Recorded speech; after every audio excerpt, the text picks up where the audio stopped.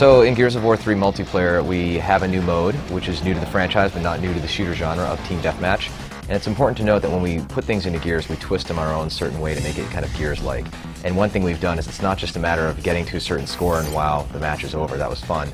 You essentially deprive the other team of respawns. So what ultimately happens is, for a little while, it's regular Team D, and people are spawning in and they're having fun. Then after a certain point, you run out of lives, and it turns into a last man standing type situation, which results in some great dramatic situations in the playtest lab. On top of all that, we've taken some of our previous modes, and one of them, which was kind of called Submission. It was basically a mode where you kind of try and capture an AI and hold it, right? We've changed that so it's capture the leader. So one player on the COG is Chairman Prescott, the player on the Locust is Queen Mira. You spawn and you basically have to capture the leader, take him hostage and take him somewhere in the map and just hang on to him for a certain amount of time, which has proven to be quite a bit of fun. On top of it all, we used to have modes like Annex, where it was kind of a territory control mode and things like that, and it kind of was a little fuzzy as far as what the rules were. We've consolidated and changed that and modified it and streamlined it into a mode that's essentially a territory-based mode where it's king of the hill. So find the circle, hold it, sap it to the points, get a certain percentage point to win, and then it moves to another location, which has provided some very strategic and fun matches for us. So the weapons, of course, are one of the great things people love about Gears of War, and we've added in a sawed-off double-barrel shotgun. And this gun is really like it's a cone of death in front of you. If you go more than a few feet away from somebody, it doesn't do too much damage. But you can actually catch 2 to 3 people in your spread and jib them immediately, which is amazingly gratifying. We wanted a new assault rifle, and so that's why we came up with the Retro Lancer, sort of the Lancer pre the Emergence day. So it's like when the humans were fighting humans. It's got a traditional bayonet. It's got an awesome charge. You can charge into somebody and throw them like a bale of hay, which is fun. But also to the novel like the Digger, where you can actually shoot a grenade underground and it pops up behind cover and flushes people out of cover. To the new heavy like the One Shot, which is this really heavy sniper that can blow through a Mauler with his shields with a single shot. So we had the full gamut from and then we even did things like changing the pistol, like the Gorgon pistol went from being sort of those burst fire and single fire to now in its sort of the next incarnation it's actually a submachine gun. So it's really good for meat bagging meat bagging and using the Gorgon. On top of that, we have the Hammer Burst returning. It's semi-automatic.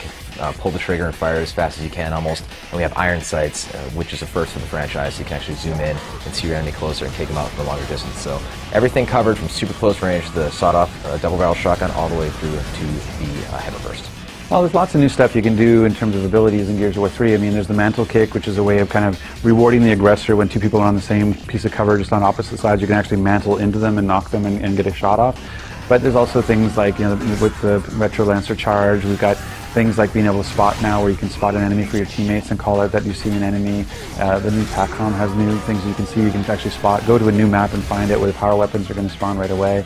There's all kinds of sort of layers we've added into the core gameplay, which just made it that much easier to play in terms of a new player coming to it, but also even deeper too for core players. And then on top of all of that, what we've done is we've added our executions in a way that we wanted them to be unlockable. We wanted them to be something you earn for prestige and that you use to gain extra experience.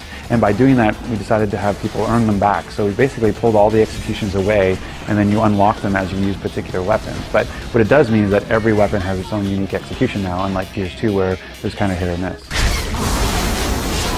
So some of the characters we have that are playable in multiplayer, we haven't really announced the final set as far as the actual number of them. You can play as the Locust Queen in multiplayer now. She's gone from kind of her regal type of dress to like battle armor now, and she's in there with everybody else kicking butt. Females are very well represented in this game now. You have Anya, who of course was the dispatcher previously in the game, and now she's a tough soldier, seeing as it's been 18 months since the last game. You also have Sam Byrne, who's another really, really tough female, kind of has a slightly darker complexion, has a little bit of an attitude, voiced by Claudia Black, of course, who's just a wonderful voice actress.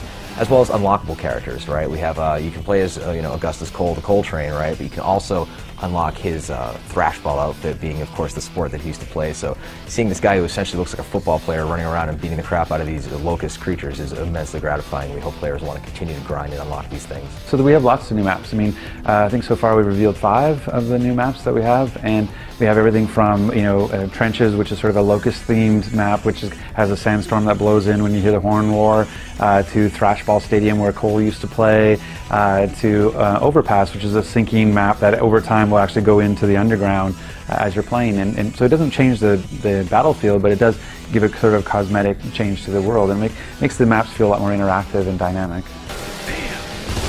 One of the mantras we have for Gears of War 3 is if you've never played a Gears game before, just give this one a go, right? Because we're going to recap the story very well at the beginning. You're going to know exactly what's going on. when you get into the online space, we wanted to make sure that it wasn't just welcome to Gears, here's a shotgun to the face, now wait 3 minutes to play again for that same experience. The hardcore love it, the casual gamers might not so much. By adding Team Deathmatch, that's going to help, so players can maybe only wait 10 seconds in a spawn queue and then they get back in and they get to get some kills and start the experience grind, right?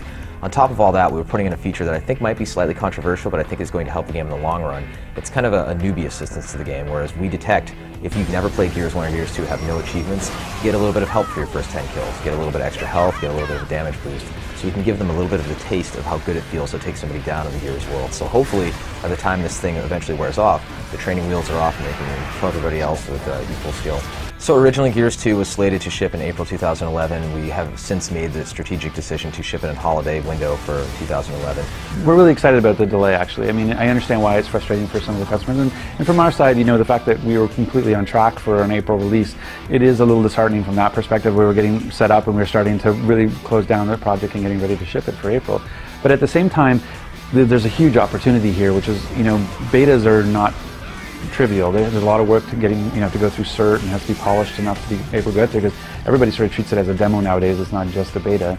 And so to have a highly polished beta and have enough time to get fan reactions so that you can incorporate that reaction into it, it takes a lot of work and it takes time. And so that extra 5 months, you know, in that time period, we're going to be able to do that, and not only do it, but I'll do it on top of dedicated servers so that we can actually really test the scalability and are the data centers in the right place, are we in the right place globally, all that kind of stuff. So we're really looking forward to having, you know, this really polished multiplayer experience when Gears 3 ships. Game is coming out holiday 2011. Haven't locked down a specific date, but it's of course exclusively on Xbox 360.